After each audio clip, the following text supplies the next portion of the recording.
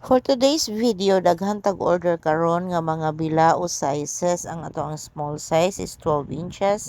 Ang atong medium size nga bilao is 14 inches. Ang ato ang large size nga bilao is 16 inches.